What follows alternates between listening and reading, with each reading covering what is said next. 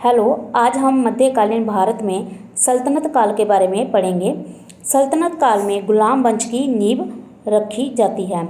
जो गुलाम वंश होता है उसकी स्थापना कौन करता है और गुलाम वंश के कौन कौन से शासक थे, उन सभी के बारे में हम इस वीडियो में जानेंगे। जानने के लिए मेरे चैनल को लाइक, शेयर और सब्सक्राइब कीजिए। तो चलिए जानते हैं। गुलाम वंश की स्थापना करता है कुतुबुद्दीन ऐबक, जो कि मोहम्मद गोरी का गुलाम था। तो हमने पिछली वीडियो में भी जाना था कि जो मोहम्मद गोरी था वो किस शासक को अपना गुलाम बनाता है, कुतुबुद्दीन ऐबक को। तो जो ये कुतुबुद्दीन ऐबक वही कुतुबुद्दीन ऐबक है जिसको मोहम्मद गोरी ने अपना गुलाम बनाया था। तो गुलाम वंश की जो नींव है कुतुबुद्दीन ऐबक ही रखता है 1206 में, और 24 जून 1206 को वो अपना राज्याभिषेक भी करता है। कुतुबुद्दीन ऐबक अपनी राजधानी लाहौर को बनाता है। कुतुबुद्दीन ऐबक द्वारा कई निर्माण कार्य करवाए जाते हैं, जिनके बारे में हम जान लेते हैं। जो कुतुबुद्दीन ऐबक था उसने कुतुब मीनार की नींव रखवाई थी। जो कुतुबुद्दीन ऐबक था उसने कुतुब मीनार की नींव रखवाई थी, पर जो इसकी निर्माण कार्य था उसका पूरा होने से पहले ही जो कुतुबुद्दीन ऐबक होता है उसकी मृत्यु हो जाती है। तो इसलिए इसका जो निर्माण कार्य पूरा करवाता है वो बाद में इल्तुतमिश करवाता है, जो कि कुतुबुद्दीन ऐबक का दामाद होता है और साथ में उसका गुलाम भी था।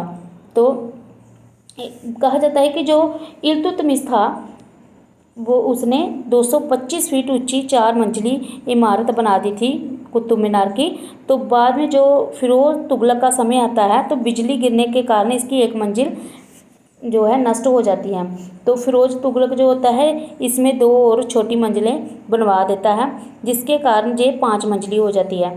तो इसकी ऊंचाई भी बढ़ जाती है, 9 फीट बढ़ जाती है, जिसके कारण 9 फीट बढ़ने के कारण कुतुब मीनार की ऊंचाई हो जाती है 234 फीट। तो ये था कुतुब मीनार के बारे में आपको थोड़ी सी जानकारी। और कुतुबुद्दीन ऐबक को लाख बख्श बादशाह भी कहा जाता है। जी आपने याद रखना है, सबसे इम्पोर्टेंट बात है। ये बहुत बार एग्जाम में भी पूछा जाता है कि वो कौन सा शासक है जिसे लाख बख्श के नाम से जाना जाता है, तो वो है कुतुबुद्दीन ऐबक। ये आपने याद रखना है। प्राचीन नालंदा विश्वविद्यालय को ध्वस्त करने वाला ऐबक का सहायक सेना नायक था बख्तियार खिलजी।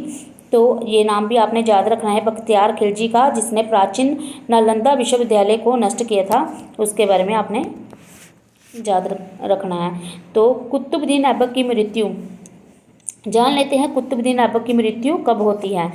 तो जो कुतुबुद्दीन ऐबक होते हैं उनकी मृत्यु हो जाती है 1210 में। 1210 में कुतुबुद्दीन ऐबक जो गान खेल रहे होते हैं तो वह घोड़े से गिर जाते हैं, जिसके कारण उनकी जो है मृत्यु हो जाती है। फिर उन्हें लाहौर में, जहां उनकी राजधानी थी, वहां उन्हें दफना दिया जाता है। कुतुबुद्दीन ऐबक के उत्तराधिकारी के बारे में जान लेते हैं।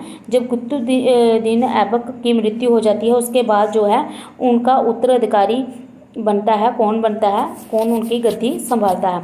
ऐबक का उत्तराधिकारी आराम शाह बनता है, पर आराम शाह जो होता है वो 8 महीने तक ही गद्दी पर बैठ सका था, क्योंकि आराम शाह की हत्या जो था इल्तुतमिश, जो कुतुबुद्दीन ऐबक का दामाद था और साथ में उसका गुलाम भी था, वो कर देता है। इल्तुतमिश जो है आराम शाह की हत्या कर देता है और खुद गद्दी पर बैठ जाता है। इल्तुतमिश जो था, ये इल्तुतमिश ने सबसे पहले जब वो गद्दी पे बैठता है तो सबसे पहले क्या करता है, वो राजधानी अपनी लाहौर से दिल्ली में स्थानांतरित कर लेता है।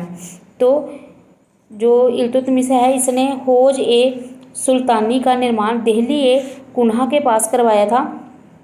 इल्तुतमिश पहला शासक था जिसने 1229 ईस्वी में बगदाद के खलीफा से सुल्तान पद की वैधानिक स्वीकृति प्राप्त की थी।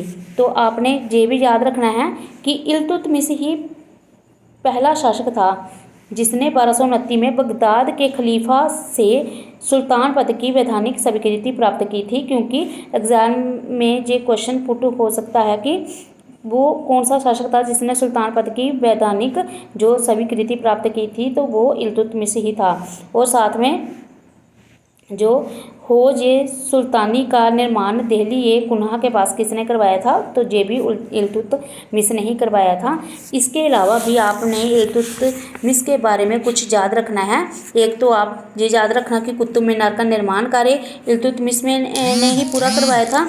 दूसरा, सबसे पहले शुद्ध अरबी सिक्के जिसमें चांदी का टंका एवं तांबा का जित्तल आते हैं वो भी इल्तुतमिश ने ही बनवाए थे।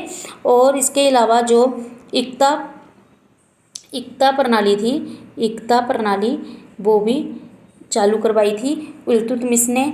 इसके अलावा ये भी कहा जाता है कि सर्वप्रथम दिल्ली के अमीरों का दमन जो किया था वो भी इल्तुतमिश ने किया था। तो ये आपने बातें कुछ है इल्तुतमिश के बारे में याद रखनी है। तो रजिया सुल्तान इल्तुतमिश के बाद जो शासक बनता है उसके बारे में जान लेते हैं। जब इल्तुतमिश की जो मृत्यु हो जाती है 1236 में होती है, जो इल्तुतमिश होता है इसकी मृत्यु हो जाती है 1236 में इसकी मृत्यु हो जाती है। तो इल्तुतमिश का जो पुत्र होता है रुकनुद्दीन फिरोज गद्दी पर बैठा। उसके बाद रजिया को सिंहासन पर बैठा दिया जाता है। रजिया जो होती है 1236 में सिंहासन पर बैठती है। तो रजिया की शादी अल्तुनिया से कर दी जाती है।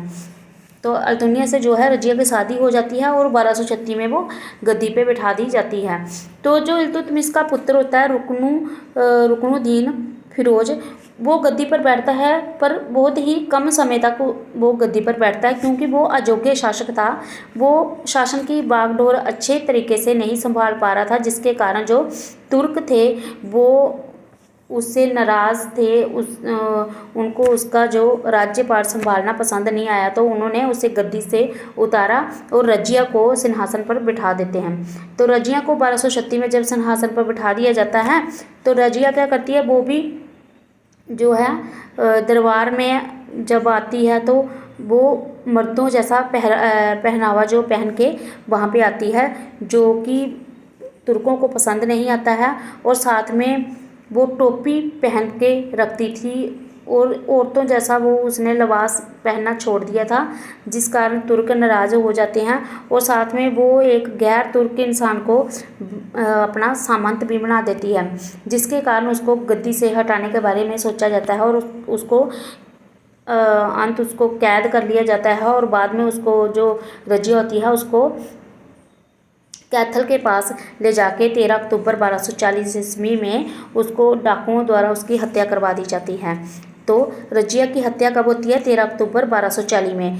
तो एग्ज़ाम में ज़्यादातर यही क्वेश्चन पूछा जाता है कि सबसे पहली मुस्लिम शासका कौन थी भारत की? वो थी रजिया सुल्तान। ये आपने याद रखना है, सबसे पहली मुस्लिम शासका थी रजिया सुल्तान। और इसके अलावा में ये भी पूछा जाता है कि रजिया सुल्तान का शासनकाल क्या था? तो 1236 से इसका शासनकाल था 1240। 1236 से 1240 तक ही इसने शासन किया था, तो बहुत कम समय था इसका भी शासनकाल। तो आगे जान लेते हैं हम बलबन के बारे में, बलबन और उसके द्वारा चलाए गए पर्व के बारे में। जो बलबन था उसके द्वारा क्या क्या पर्व और प्रथाएं चलाई गई थी वो जान लेते हैं। उसके बाद जो जब रजिया की हत्या कर दी जाती है तो उसके बाद जो है अलाउद्दीन मसूद शाह होता है उसे गद्दी पर बिठा दिया जाता है। अलाउद्दीन मसूद शाह को गद्दी पर बिठा दिया जाता है। पर बलबन जो होता है बहुत ही शातिर दिमाग का होता है, वो षड्यंत्र रचता है और 1246 ईस्वी में अलाउद्दीन मसूद शाह को सुल्तान पद से हटा देता है और नसीरुद्दीन महमूद को सुल्तान बनाता है। नसीरुद्दीन महमूद को बलबन जो है दिल्ली का सुल्तान बना देता है। बलबन ने अपनी पुत्री की शादी भी नसीरुद्दीन महमूद के साथ कर दी थी। तो बलबन का जो वास्तविक नाम था वो था अलाउद्दीन था। बलबन का वास्तविक जो नाम था वो था अलाउद्दीन। वह इल्तुतमिश का गुलाम था। बलबन जो था इल्तुतमिश का गुलाम भी था और तुर्कान ए चहलगानी का विनाश करने वाला कौन था? बलबन। आपने याद रखना है कि तुर्कान ए चहलगानी का विनाश किसने किया था? बलबन ने किया था। बलबन 1266 ईस्वी में गयासुद्दीन बलबन के नाम से दिल्ली की गद्दी पर बैठता है। आपने बलबन का ये नाम भी याद रखना है कि जो बलबन था उसको गयासुद्दीन बलबन के नाम से भी जाना जाता था, जिस नाम से वो गद्दी पर बैठता है। जब वो राजा बनता है तो गयासुद्दीन बलबन नाम से वो राजा बनता है। यह मुगलों के आक्रमण से ही दिल्ली की रक्षा कर सकने वाला शासक था। तो बलबन ही था जिसने मुगलों के आक्रमण से दिल्ली की रक्षा की थी। तो बलबन जो था उसने सीरी नाम के एक नया नगर भी बसाया था। सीरी नाम का नगर किसने बसाया था? जो क्वेश्चन एग्जाम में आ सकता है कि सीरी नाम का जो नया नगर था किसने बसाया था? तो वो बलबन ने बसाया था। राज दरबार में सिजदा एवं प्यापोस नाम की प्रथाएं थी जो राज दरबार में आने वाले लोगों के लिए बनाई गई थी। जे बलबन ने चालू करवाई थी सिजदा और प्यापोस प्रथाएं भी। बलबन ने नवरोज उत्सव का भी, जो नवरोज त्यौहार है उसका आरंभ भी बलबन ने ही करवाया था। इसके अलावा बलबन ने लौह एवं रक्त की नीति का पालन किया था, मतलब लौह एवं रक्त की नीति अपनाई थी। तो एग्जाम में सबसे ज़्यादा ये क्वेश्चन आज तक आ चुका है कि लौह एवं रक्त की नीति किसने अपनाई थी? तो जे बलबन ने अपनाई थी। लौह एवं रक्त की नीति थी बलबन की। नसीरुद्दीन महमूद ने बलबन को उलुग खां की उपाधि दी थी।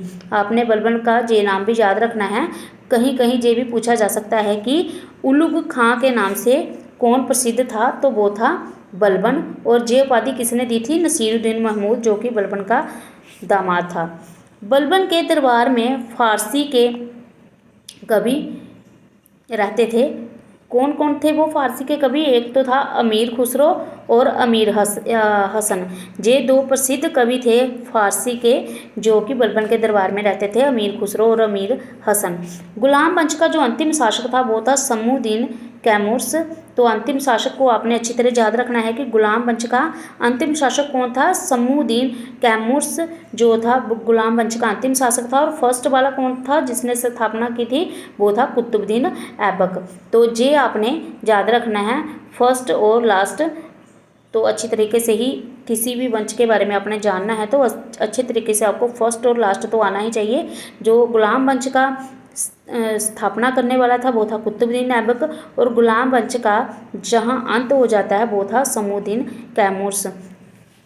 तो जो बलबन है इसके बारे में ये भी बता देती हूँ। जो बलबन था उसकी जो मृत्यु हो जाती है वो 1287 में जो है बलबन की जो है मृत्यु भी हो जाती है। तो आपने इसकी मृत्यु के बारे में याद रखना है कि 1287 में बलबन की मृत्यु भी हो जाती है।